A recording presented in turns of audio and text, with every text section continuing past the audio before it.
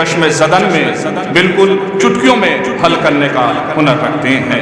آج جتنی بھی عزتیں ہیں یہی وہ مرد مجاہد، مرد میدان جو بڑے بڑے امور کو بڑی ہی خندہ پیشانی سے اور بہت پیچیدہ امور کو بہت حکمت عملی سے حل کرنے کا ہنر رکھتے ہیں۔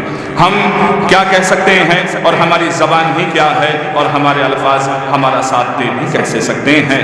آپ کی کوششیں عظیم ہیں، آپ کے کارنامے عظیم ہیں، آپ کی حکمتیں بلند ہیں، آپ کی حکمتیں عظیم ہے۔ پروردگار عالم آپ کو صحت و سلامتی عطا فرمائے اور اسی طریقے سے آپ ہماری قیادت فرماتے رہیں، ہماری رہنمائی فرماتے رہیں۔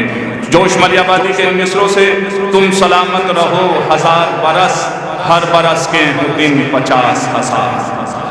میں بہت ہی ادب و احترام کے ساتھ قبلہ و کعبہ حجت الاسلام والمسلمین آقا سید قلب جواد نقوی صاحب امام جمعہ والجماعت امام جمعہ مسجد آصفی لکھنؤ سے ملتمس ہوں آپ حضور تشریف لائیں اور اپنے بیان عالیہ سے آج کے اس مخصوص پروگرام کو مخصوص انداز میں خطاب فرمائیں اور ہمیں شرف عطا فرمائیں۔ قبلہ و کعبہ کے خیر مقدم میں صحت و سلامتی کے لیے، علماء حقہ کی صحت و سلامتی کے لیے، ظالمین کی نست و نابودی کے لیے، امام زمانہ عجل اللہ تعالیٰ جو شریف ظہور کی تاجیل کے لیے اور اس تذکرے کے صدقے میں مزید توفیقات میں اضافے کے لیے بآواز بلند نعرہ صلوات ارشاد فرمائیں۔ نعرہ تکبیر۔ ہاں ماشاءاللہ سب ویسے بھی نظر مولا سے سیراب ہوئے بیٹھے ہیں، تندرست بیٹھے ہیں، کھلے کھلے چہرے ہیں ماشاءاللہ۔ آپ سے زیادہ تو آپ کے کپڑوں کے رنگ گواہی دے رہے ہیں۔ نعرہ تکبیر، نعرہ تکبیر، نعرہ رسالت، نعرہ رسالت، شاہ مردان شیر یزدان قوت پروردگار لا فتح الا لیلہ سیف اللہ ذوالفقار، نعرہ حیدر نوائے بوزراست اگرچہ حلقے بلال و قمبر است، بول نعرہ حیدری حیدری۔ صلوات ارشاد فرمائے محمد وآل محمد پر۔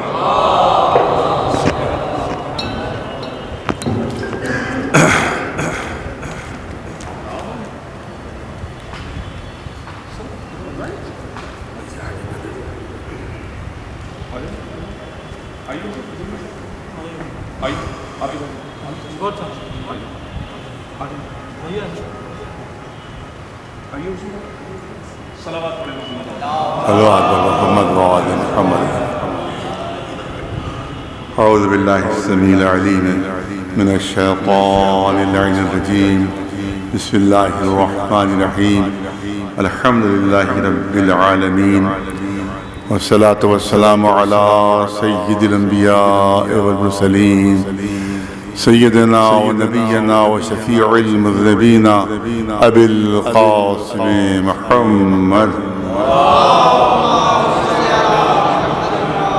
وأهل بيته الطيبين الطاهرين المعصومين، أما بعد فقد قال الله سبحانه تبارك وتعالى في كتابه المبين وهو أصدق القائلين هو الذي أرسل رسوله بالهدى ودين الحق ليظهره على الدين كله ولو كره المشركون۔ صلوات بھیجتے ہیں محمد وآل محمد۔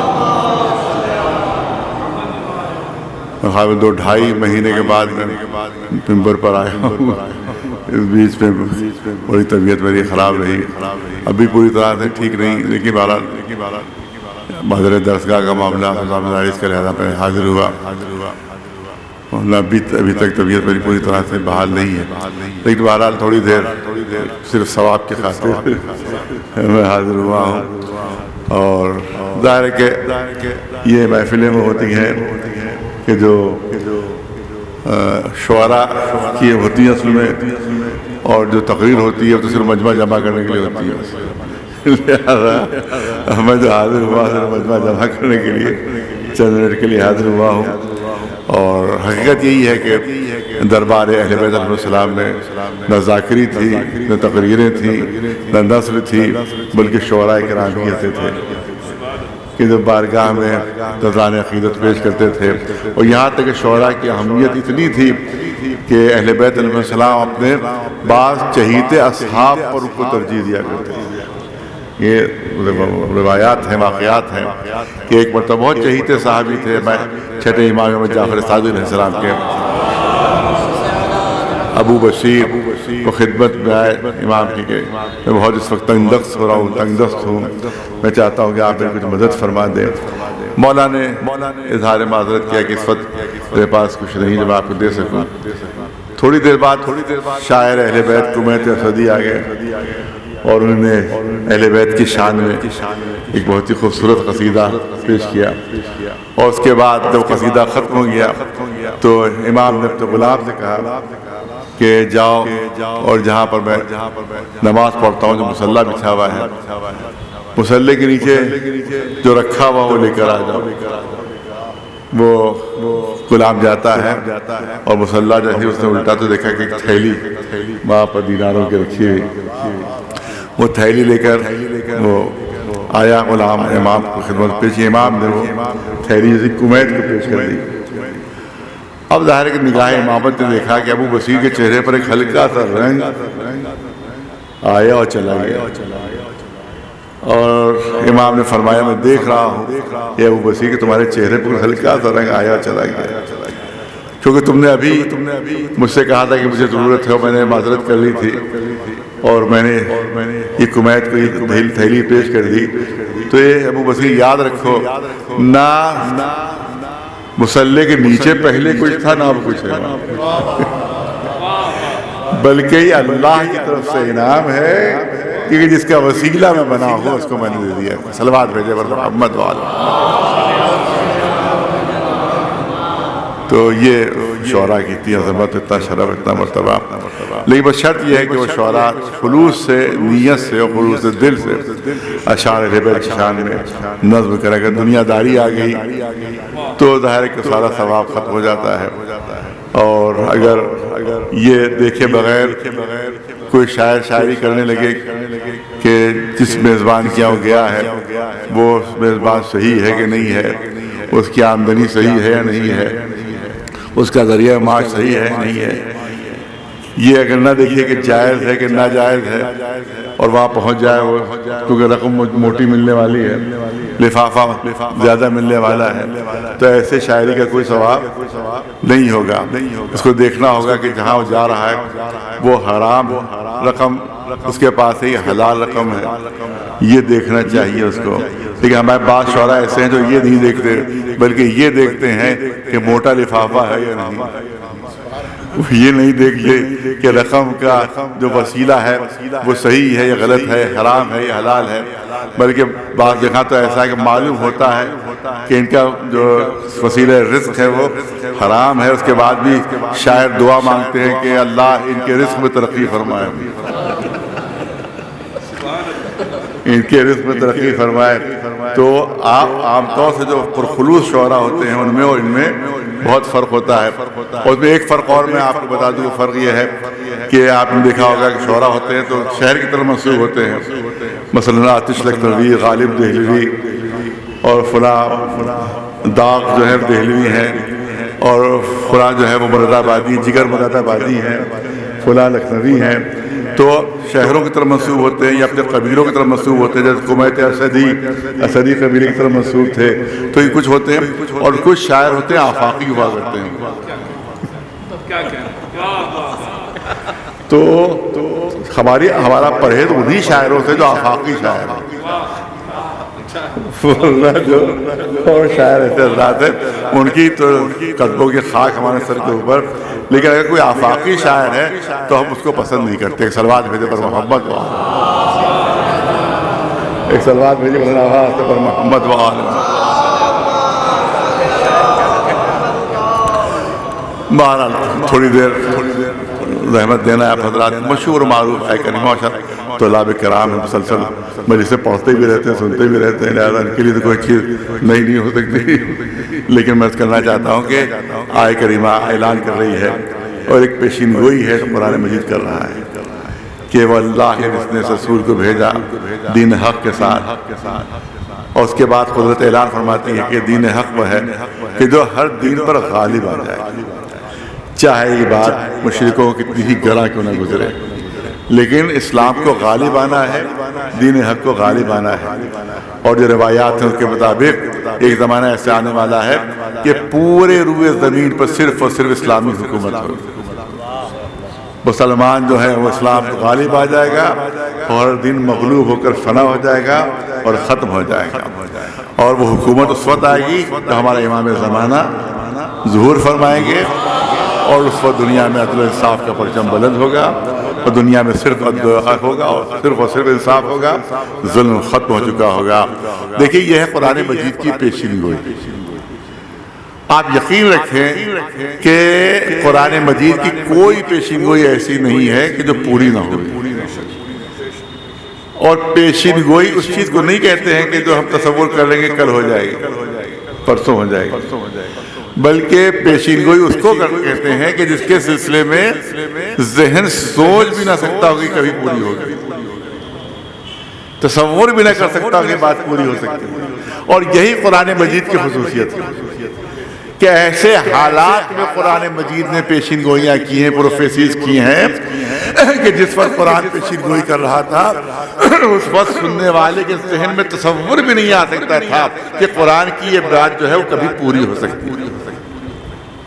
اس کے لیے قرآن مجید میں کئی پیشین گوئیاں جو بہترین عظیم ترین قرآن مجید کا اعجاز ہے، اس کی پیشین گوئیاں آپ دیکھیں کہ جب ابتدائے اسلام میں اگر دیکھا جائے تو ظاہری طور پر رسول اللہ کے پاس کوئی طاقت نہیں، کوئی قوت نہیں، بلکہ دنیاوی لحاظ سے انتہائی کمزور قوت تھی رسول اللہ کے پاس۔ ظاہری لحاظ سے کر رہا ہوں، دنیاوی لحاظ سے کر رہا ہوں۔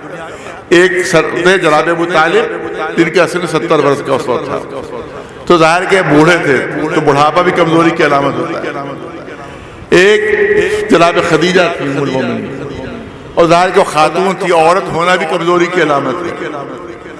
دوسرے زید ابن حارثہ تھے جو غلام تھے، جو زمانے کا کمزور ترین اور سب سے کچلا ہوا طبقہ تھا، وہ غلاموں کا طبقہ تھا، اور بڑے کا ظاہری لحاظ سے کر رہا ہوں، اور ایک 10 برس کا بچہ ساتھ تھا، اور بچپنا بھی کمزوری کی علامت ہوتا ہے۔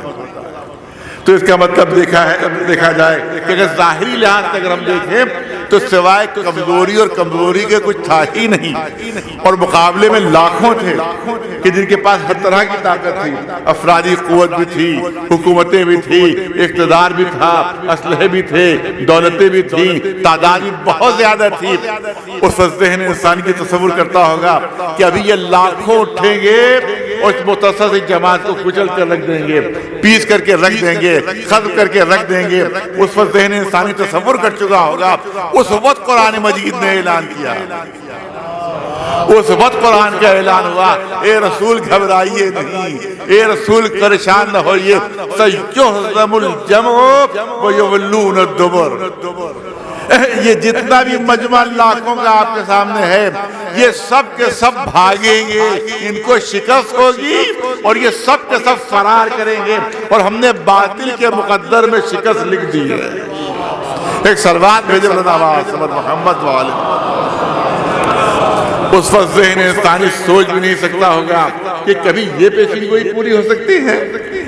اتنی کمزور جماعت رسول اللہ کے ساتھ سامنے لاکھوں لوگ، اس چھوٹی سی مختصر سی جماعت کو جو ہے وہ کبھی کامیابی مل سکتی ہے، لیکن چند برسوں میں دنیا نے دیکھ لیا کہ وہ وہی کوہ ابو قبیس کہ جس سے مسلمان زخمیوں کی کراہیں و چیخیں ٹکرا کر واپس آیا کرتی تھیں، چند برسوں کے بعد اسی کوہ ابو قبیس سے لا الہ الا اللہ اور محمد رسول اللہ کی صدائیں ٹکرا کر واپس آ رہی ہیں، اور مکہ فتح ہو چکا ہے، اسلام کو کامیابی مل چکی ہے۔ ایک سلوات بھیجے محمد۔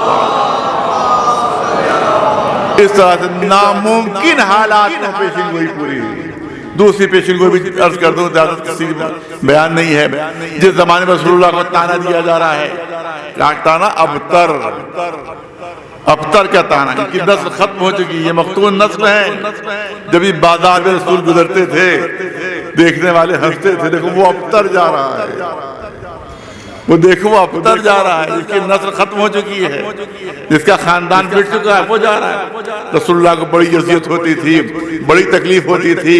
اس وقت سورہ کوثر نازل ہوا تھا، اسی وقت جب پوری دنیا سمجھ چکی تھی اور فیصلہ کر چکی تھی کہ رسول کی نسل ختم ہو گئی ہے اور جو مقابلے میں لاکھوں ہیں ان کی نسل باقی رہے گی، ان کی اولادیں باقی رہیں گی، جب ذہن انسانی فیصلہ کر چکا تھا، اس وقت قرآن نے اعلان کیا اِنَّا أَعْطَيْنَاكَ الْكَوْثَرَ،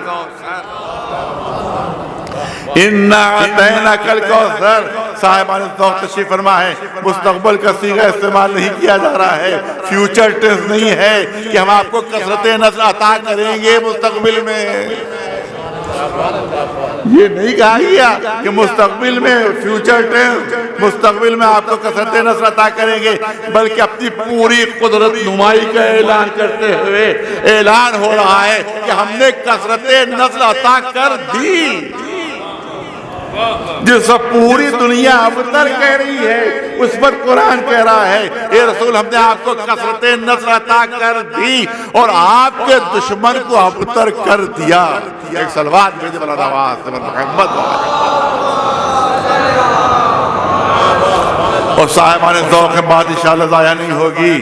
قدرت نے کہا کہ ہم دیکھو تم سے کیسا انتقام لیں گے، تم نے میرے حبیب کو تانا دیا، تم نے میرے رسول کو تانا دیا، تو صحیح ہم تمہارا سب کچھ مٹا دیں گے، نہ تمہارا نام باقی رہے گا، نہ تمہارے خاندان باقی رہیں گے، نہ تمہاری نسل باقی رہے گی، نہ تمہاری کنیتیں باقی رہیں گی، نہ تمہارے القاب و آداب باقی رہیں گے۔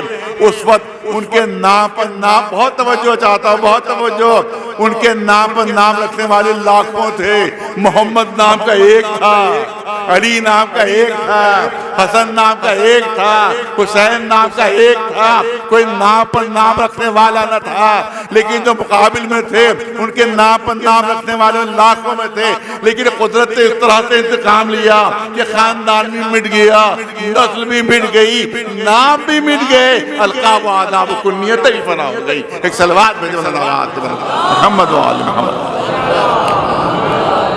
ایک صلوات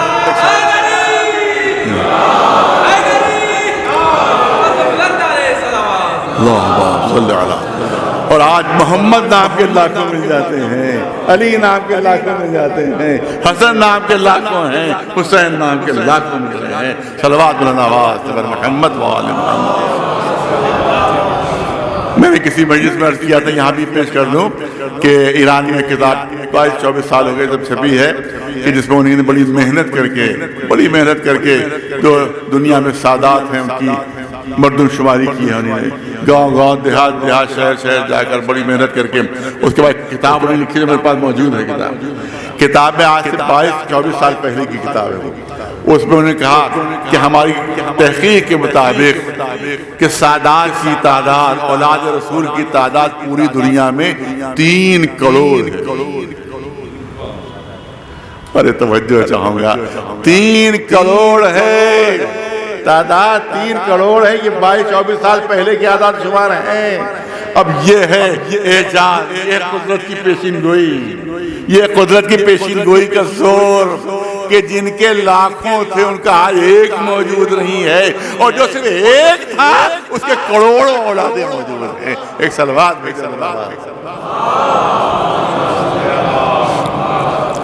علامہ مودودی مشہور عالم دین، کبھی میں نے عرض کیا تھا، انہی نے اپنی تفسیر تفہیم القرآن میں آپ جب سورہ کوثر کی تفسیر لکھی ہے تو یہ جملے انہوں نے بڑے خوبصورت جملے لکھے ہیں جو میں نقل کرنا چاہتا ہوں، کبھی امام مالک فرامات میں بھی نقل کیے تھے، میں نے یہاں نقل کرنا چاہتا ہوں۔ علامہ مودودی تحریر فرماتے ہیں تفسیر میں اپنی سورہ کوثر کی تفسیر میں کہ اللہ نے اپنے رسول کو ان کی بیٹی فاطمہ زہرا کے ذریعے سے کثرت نسل عطا کی۔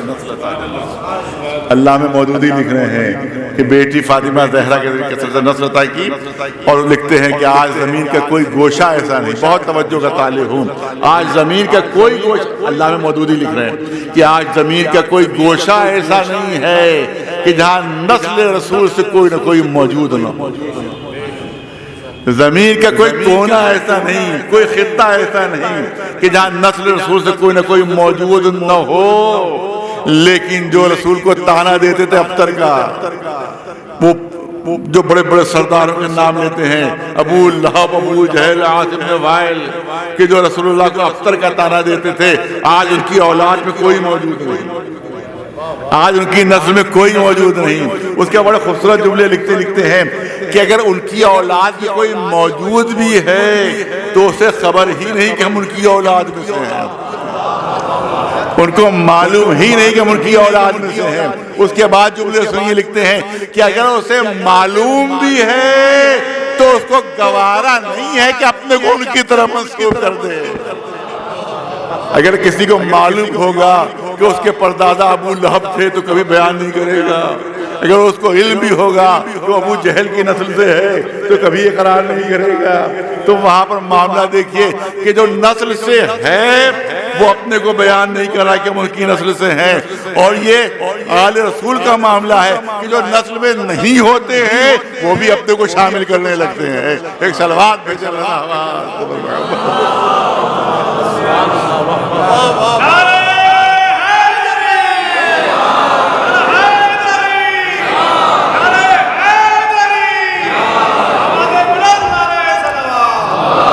بس آخری اس سلسلے کا آخری ضرورت عرض کر دوں کہ 24 گھنٹے کا کوئی لمحہ ایسا نہیں گزرتا کہ جب زمین پر کہیں نہ کہیں محمد و آل محمد پر درود نہ بھیجا جا رہا، صلوات نہ بھیجی جا رہی۔ کوئی یہ کہے کہ ذاکری ہے، کوئی یہ کہے کہ لفاظی ہے، کوئی یہ کہے کہ خطابت ہے، نہیں، نہ ذاکری نہ لفاظی نہ خطابت، بلکہ حقیقت ہے جو بہت بڑی سچائی جو پیش کر رہا ہوں، کیونکہ معلوم ہے آپ حضرات کو کہ آفتاب کی گردی کے ساتھ ساتھ نماز کا وقت تبدیل ہوتا رہتا ہے۔ فرض کی جگہ ابھی یہاں نماز کا وقت ہے تو دوسرے لمحے دوسری جگہ نماز کا وقت ہے، تیسرے لمحے تیسری جگہ نماز کا وقت ہے، چوتھے لمحے چوتھی جگہ نماز کا وقت ہے۔ تو 24 گھنٹے میں کوئی لمحہ ایسا نہیں گزرتا کہ زمین پر کہیں نہ کہیں نماز نہ پڑھی جا رہی ہو۔ اس وقت بھی کہیں نماز پڑھی جا رہی ہے، دوسرے لمحے کہیں اور نماز شروع ہو جائے گی، تیسرے لمحے کہیں اور نماز شروع ہو جائے گی۔ تو کوئی لمحہ ایسا نہیں گزرتا کہ جب زمین پر نماز نہ پڑھی جا رہی ہو، اور تمام فقہا کا متفقہ فیصلہ ہے کہ کسی مسلمان کی نماز اس وقت تک قبول ہی نہیں ہو سکتی جب تک محمد و آل محمد پر درود نہ بھیجے۔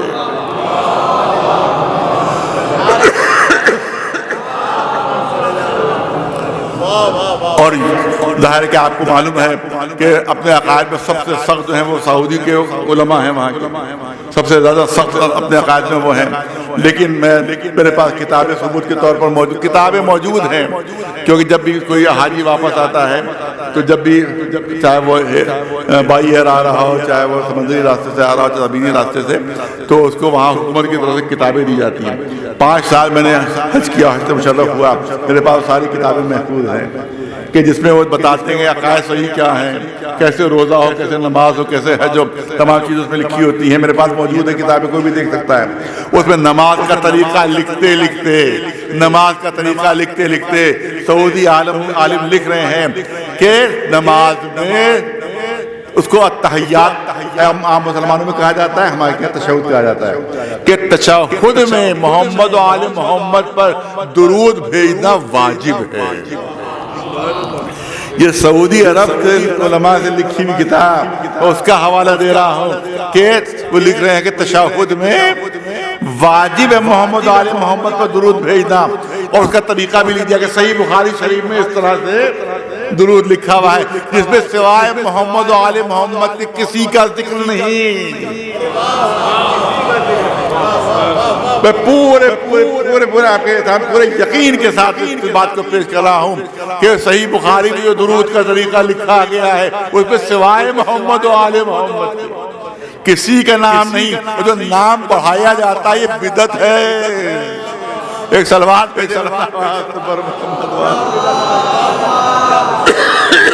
جو تذکرہ بڑھا دیا جاتا ہے یہ بدعت ہے، کیونکہ صحیح بخاری میں وہ کوئی تذکرہ نہیں، صرف محمد و آل محمد۔ اس کا حوالہ علماء نے دیا کہ دیکھو بخاری شریف میں اس طرح سے درود لکھا گیا ہے، یا اسی طرح سے درود پڑھو جس میں سوائے محمد و آل محمد کی کسی کا تذکرہ نہیں، اور لکھ رہے ہیں کہ واجب ہے۔ توجہ ہے، واجب ہے، واجب ہے۔ واجب ہونے کا مطلب یہ ہے کہ اگر جان بوجھ کر چھوڑ دیا جائے تو نماز باطل ہو جائے گی. اگر جان بوجھ کر چھوڑ دیا جائے تو نماز باطل ہو جائے گی.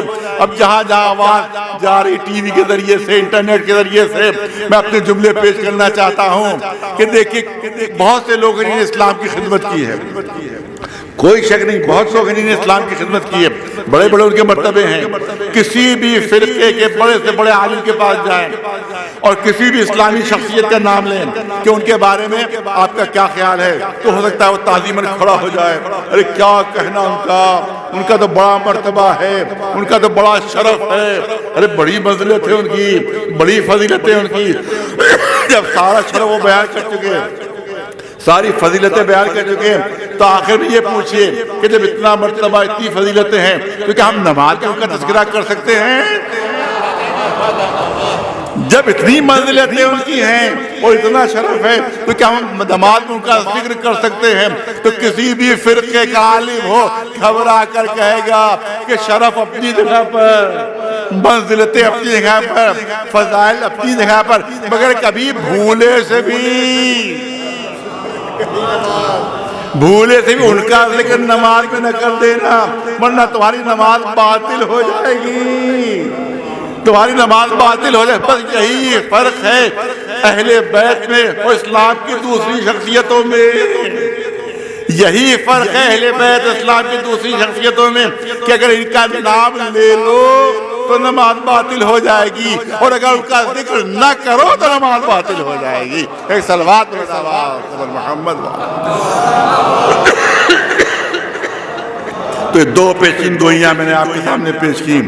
ایک پیشین گوئی وہ علی فتح مکہ کے سلسلے میں قرآن مجید نے کی ہے، دوسری پیشین گوئی جو آل رسول کے سلسلے میں قرآن نے کی ہے، جو تصور بھی کوئی نہیں کر سکتا تھا، آج بھی کوئی سوچ نہیں سکتا، کوئی تصور نہیں کر سکتا کہ کبھی مسلمانوں کی حکومت پوری دنیا پر ہو جائے گی، اسلام پوری دنیا پر حاوی ہو جائے گا، کیونکہ ہر جگہ مسلمان پٹ رہے ہیں.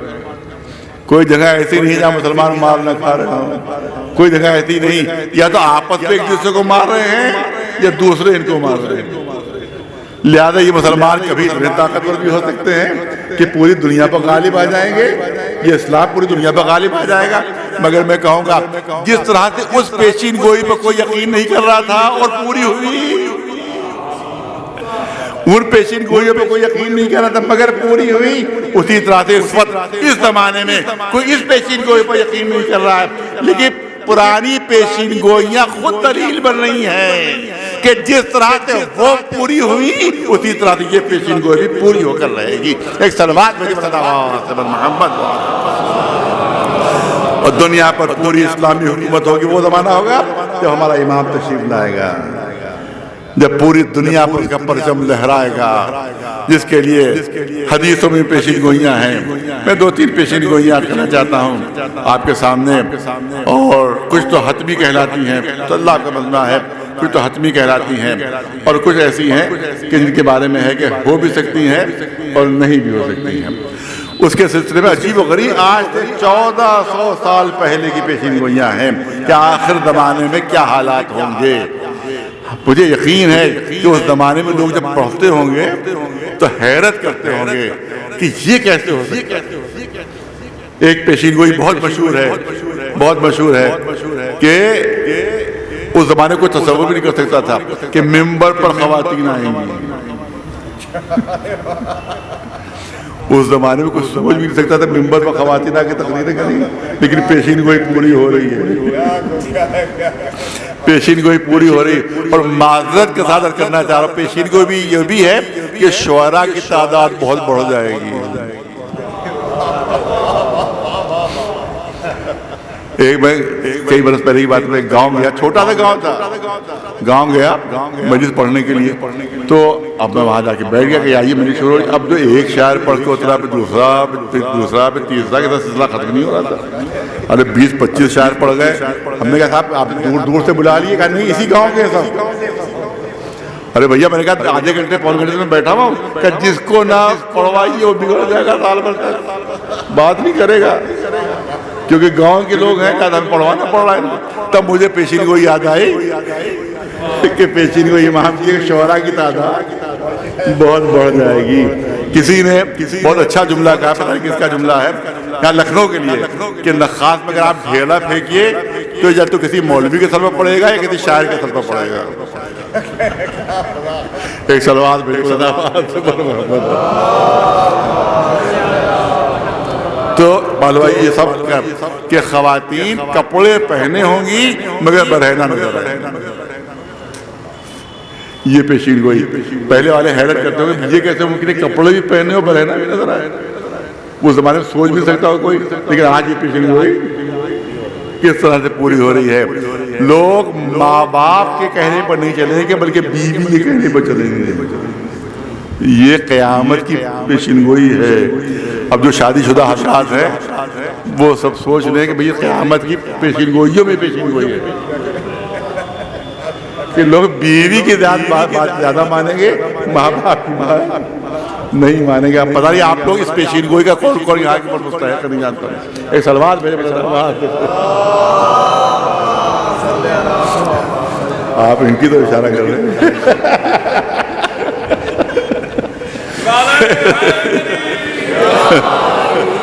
اور اسی طرح کی بہت دلچسپ پیشین گوئیاں اس زمانے کے سلسلے میں ہے کہ آخری زمانے کے سلسلے میں یہاں تک کہ یہ ہے, میں نے امام باڑ فرما تمام پیشین گوئیاں پڑھی تھی, اب ظاہر ذہن میں اس وقت نہیں ہے تو چار ہے میں جو بات پیش کر دوں کہ ایسی سواریاں بنیں گی, ایسی اس زمانے کو تصور نہیں کر سکتا, ایسی سواریاں بنیں گی جو ہوا میں بھی اڑنے والی ہوں گی, زمین پر بھی چلنے والی ہوں گی اور دریا کی سطح پر تیرنے والی بھی ہوں گی. ایسی سواریاں بنیں گی آخری زمانے میں. اور ایسی سواریاں ابھی بنی نہیں ہے لیکن بننے کے لیے امید ہے کہ ایسی سواریاں بن جائیں گی. تو ایسی سواریاں سلسلے میں اس سے پیشین گوئی موجود ہے. پیشین گوئی ہے کہ ایسا لکوڈ بنے گا, ایسا لکوڈ مائع, ایسا لکوڈ ہوگا کہ جو برف سے زیادہ ٹھنڈا ہوگا مگر اس کی تاثیر 1000 گنا آپ سے زیادہ ہوگی. برف سے زیادہ ٹھنڈا ہوگا لیکن تاثیر اس کی آگ سے 1000 گنا زیادہ ہوگی. میں نے ابھی سال بھر پہلے اخبار میں پڑھا کہ سمندر کی تہوں میں ایک ایسا لکوڈ دریافت ہوا ہے کہ جو برف سے زیادہ ٹھنڈا ہوتا ہے مگر اس کی تاثیر آگ سے 1000 گنا زیادہ ہو جاتی ہے, جس سے اسلحے بنائے جا رہے ہیں. آپ دیکھ رہے ہوں گے کہ اب اللہ کا شکر یہ ہے کہ پہلے مسلمانوں پر استعمال ہوتے تھے, اب اپنوں ہی پر استعمال ہو رہے ہیں. ایک سلوات بھیجے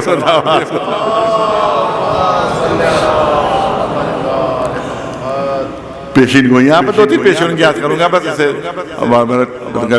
2 مہینے بعد میں مجلس کے لیے حاضر ہوا 2-2.5 مہینے کے بعد, اور بس بات کو مکمل کرنا چاہتا ہوں. پیشین گوئی سن لیجئے. پیشین گوئی ہے کہ آج سے 1400 سال کا تصور کیجئے, اس پیشین گوئی کا تصور کیجئے.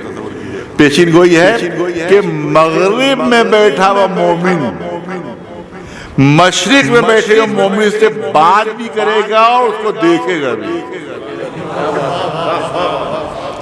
مغرب میں بیٹھا ہوا مومن مشرق میں بیٹھے ہوئے مومن سے بات بھی کرے گا اور ایک دوسرے کو دیکھیں گے بھی. کیا آج سے 1400 سال بلکہ 200 سال بلکہ 100 سال پہلے کیا کوئی تصور کر سکتا تھا کہ ایسا کوئی موقع آئے گا کہ ہزاروں سال دور بیٹھا ہوا کوئی مومن ایک دوسرے سے بات بھی کرے, ایک دوسرے کو دیکھے بھی. آج واٹس ایپ پر جب آپ گفتگو کرتے ہیں تو بات بھی ہوتی جاتی ہے اور ایک دوسرے کو دیکھ بھی رہے ہوتے ہیں. کس طرح سے پیشین گوئی امام کی پوری ہو رہی ہے. ایک سلوات میں محمد والے.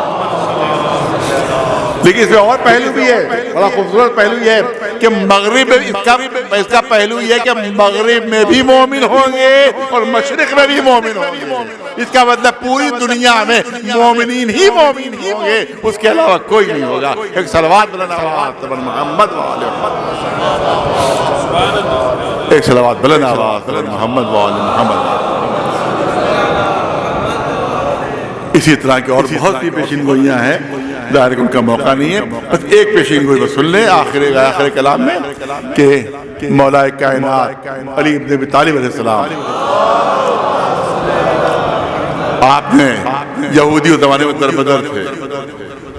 بہت اس وقت جو ہے تمام مسلمانوں کے لیے لمحہ فکریہ ہے پیشین گوئی تمام مسلمانوں کے لیے، جس میں شیعہ سنی سب شامل ہیں، کیونکہ ظاہر ہے کہ یہ تقریر جو ہے سب سن رہے ہوں گے اور سنیں گے، لہٰذا میں پیشین گوئی مولا علی، اور مولا علی نے جتنی بھی پیشین گوئیاں کی ہیں سب کو انہوں نے سلسلہ جوڑا رسول اللہ سے کہ میرے رسول نے فرمایا، میرے رسول نے فرمایا، میرے رسول نے فرمایا. تو یہ پیشین گوئی بھی رسول اللہ کی ہے تو مولا علی بیان فرما رہے ہیں. آپ نے ارشاد فرمایا کہ میرے رسول نے فرمایا کہ یہودی جو در بدر گھوم رہے ہیں، جن کا کوئی ٹھکانہ نہیں ہے، جن کی کوئی جگہ نہیں ہے، لیکن ایک زمانہ ایسا آئے گا جب ان کا ملک ہوگا، جب ایک سرزمین پر یہ جمع اور ان کا اپنا ملک قائم ہوگا، ان کی اپنی ایک سلطنت قائم ہوگی. یہ کس وقت کہا جا رہا ہے؟ جب یہودی پوری دنیا میں در بدر گھوم رہے تھے، اس وقت پیشین گوئی کی جا رہی ہے کہ ان کا ایک ملک قائم ہوگا، ان کی ایک سلطنت قائم ہوگی، اور جہاں یہ ایک سرزمین پر جمع ہوں گے. اور اس کے بعد جملے سنیے کہ مسلمان حکومتیں اس سے ٹکرا ٹکرا کر شکست کھاتی رہیں گی. مسلمان حکومتیں اس سے ٹکرا ٹکرا کر شکست کھاتی رہیں گی. اس کے بعد امام نے فرمایا جب سارے مسلمان متحد ہو کر ان کا مقابلہ کریں گے تو یہ یہودی حکومت فنا ہو جائے گی، یہ یہودی حکومت مٹ جائے گی، مگر کب جب سارے مسلمان متحد ہوں گے. اسی لیے جتنا افتراق پھیلا رہے ہیں مسلمانوں میں وہ یہودی ہی پھیلا رہے ہیں، کیونکہ ان کو معلوم ہے کہ اگر مسلمان متحد ہو گئے تو ہماری موت کا پیغام آ جائے گا. تو مجھے کہنے دیجئے کہ مسلمانوں کو مولا علی کی اس پیشین گوئی پر اتنا بھروسہ نہیں ہے کہ جتنا یہودیوں کو ہے. اگر بھروسہ نہ ہوتا تو مسلمانوں میں اختلاف نہ پھیلاتے ہوتے. لہذا اگر مسلمانوں کو یہودیوں کی حکومت ختم کرنا ہے تو سب کو متحد ہونا پڑے گا اور اتحاد کے پرچم کے نیچے سب کو آنا پڑے گا، تب کہیں اس راستے مقابلہ ہوگا اور انشاءاللہ یہ مولا کی پیشین گوئی پوری ہو جائے گی. ایک صلوات محمد. بس چند جملے دعا کرنا چاہتا ہوں. پالنے والے بطفیل محمد و آل محمد علیہ السلام ہمیں جتنے لوگ ہیں ان کو صحت و سلامتی عطا فرما، جتنے مریض ہیں ان کو شفا عنایت فرما دے، جو مقروض ہیں ان کا قرض ادا ہو جائے، جو بے اولاد ان کو اولاد کے نعمت سے نواز دے، جو رات کی تمنی کی تمنا پوری فرما دے. پرچم اسلام سربلند رہے، پرچم کفر و نفاق سرنگور رہے. پالنے والے دنیا سے دہشت گردوں کو نیست و نابود فرما دے. جو حکومتیں دہشت گردوں کی سرپرستی کر رہی ہیں ان حکومتوں کو بھی نیست و نابود فرما دے. پالنے والے جتنے بھی محبان اہل بیت جہاں جہاں موجود ہیں ان کی جان و مال و عزت و آبرو محفوظ و معمور رہے. پرچم اسلام سربلند رہے، پرچم کفر و نفاق سرنگور رہے. پالنے والے اس وقت تک ہمیں دنیا سے نہ اٹھانا جب تک کہ ہمارا امام زمانہ ہمارے کردار عمل سے راضی نہ ہو جائے. پالنے والے ہمارے امام کے ظہور میں تعجیل فرما اور ہم کو ان کے غلام ہو جانے ساروں میں شمار فرما. ان اللہ ملائکتہ یصلون علی النبی یا ایھا الذین آمنوا صلوا علیہ وسلموا تسلیما. اللہم صل علی محمد.